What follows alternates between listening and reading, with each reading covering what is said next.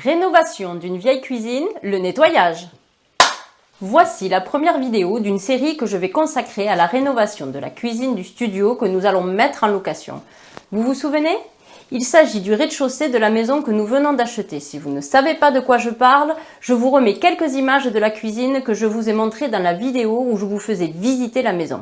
C'est une cuisine comme on en trouve souvent dans les maisons anciennes, des façades avec un décor rustique, des poignées imitation fer forgé, une crédence avec des décors de fleurs, le plan de travail dans le même carrelage que la crédence, un évier en grès, etc.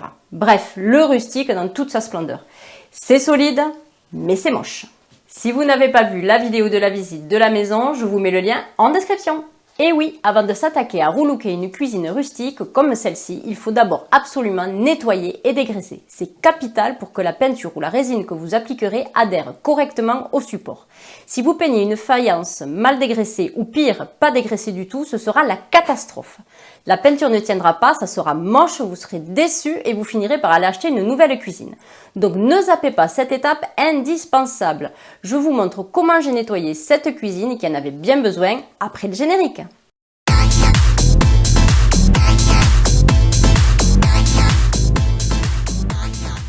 Bonjour, je suis Coralie Caron de Do You Speak Déco, la chaîne dédiée à la déco d'intérieur. Pensez à vous abonner à la chaîne pour ne pas manquer les prochaines vidéos consacrées à la rénovation de la maison. Et n'oubliez pas de mettre un pouce bleu, comme d'habitude. Bon, vous allez voir que je fais du très mauvais playback, mais pour tout vous dire, on a eu un petit souci de micro quand on a tourné la vidéo. Donc ça c'est moi, en tenue de combat, avec les gants en caoutchouc qui vont bien. On a commencé par enlever l'électroménager de la cuisine puisqu'il ne marchait plus. Ici, il y avait un petit frigo top, vous le voyez sur cette photo. De l'autre côté, on a enlevé le lave-vaisselle et au-dessus, je m'arrête un instant sur la plaque de cuisson. Quand on l'a retirée, on a eu la surprise de voir l'accumulation de gras qui servait aussi de joint. L'horreur! J'ai tout nettoyé. La particularité, comme vous voyez, c'est une plaque au gaz, donc moins profonde qu'une plaque à induction, ce qui fait qu'elle reposait en partie sur un caisson et sur le lave-vaisselle.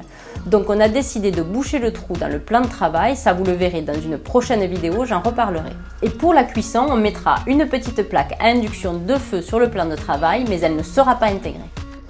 Donc le gros travail, c'est nettoyage et dégraissage puisque la cuisine, on va la conserver dans sa configuration actuelle, mais on va tout résiner. Donc le plan de travail, la crédence, les meubles bien sûr, également l'évier. Sur les meubles, on va enlever ces poignées et on va les remplacer. Je vais nettoyer donc avec de l'eau savonneuse, j'ai mis même des cristaux de soude, une brosse, l'éponge, ici la paille de fer pour nettoyer les joints qui sont très encrassés. Alors je ne sais pas si vous allez pouvoir le voir sur la crédence. J'ai fait un petit test ici. Donc là vous voyez toute une couche de graisse. Et ici je l'ai enlevé avec le fer. Et ensuite pour finir le nettoyage et vraiment bien dégraisser, je vais utiliser de l'acétone avec un chiffon. Voilà, donc je commence en grattant les joints avec la brosse en fer. Vous voyez que ça fait ressortir les saletés. Ici, c'est du gras puisqu'on n'était pas loin de la plaque de cuisson. Attention, je vous conseille de n'utiliser la brosse en fer que sur les couches de gras très épaisses. Ici, c'est mon cas. Car si la couche de graisse est plutôt fine, ça risque d'abîmer le joint de carrelage. Si vos joints ne sont pas trop encrassés, frottez avec le côté vert d'une éponge, cela suffira certainement à décoller la graisse. Mieux vaut donc d'abord faire un test avec une éponge, vous saurez ainsi si vous devez utiliser une brosse en fer ou pas. Après la brosse en fer, je frotte avec une brosse à poil dur pour finir de désincruster la graisse et la poussière sur les carreaux et dans les joints.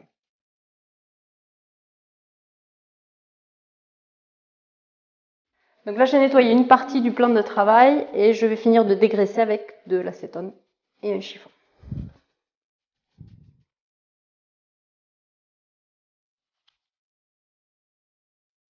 J'insiste bien sur les joints, il faut vraiment qu'ils soient nickel pour que la peinture accroche.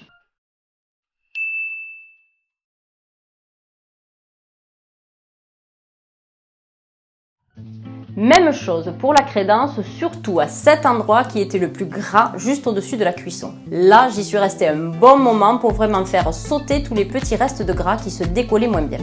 Vous voyez que j'alterne la brosse en fer, la brosse à poil dur et l'éponge.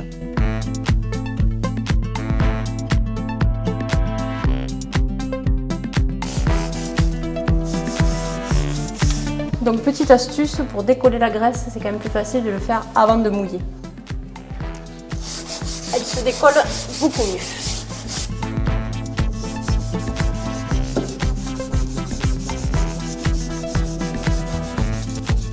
Donc ça y est, j'ai terminé de nettoyer, de dégraisser le plan de travail et la crédence. Et avant d'appliquer la résine donc sur le plan de travail, il faut poncer les carreaux et le bois légèrement avec un papier graine 240. C'est très subtil.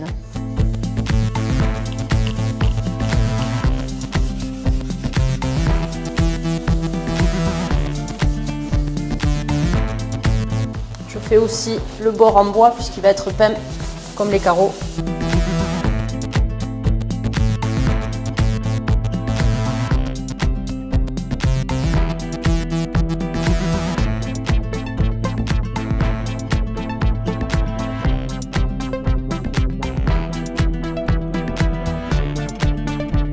Le plan de travail et la crédence sont maintenant propres et dégraissés. Vous avez vu qu'il n'y a rien de compliqué, mais comme je vous l'ai dit en début de vidéo, c'est une étape indispensable. Je vous donne donc rendez-vous dans la prochaine vidéo dans laquelle on commencera la peinture. Vous verrez la couleur qu'on a choisie et quelle marque j'utilise. Si vous ne l'avez pas encore, pensez à télécharger mon guide déco gratuit. Et si vous avez des questions sur le relooking de cuisine, bien entendu, posez-les moi en commentaire. Ciao!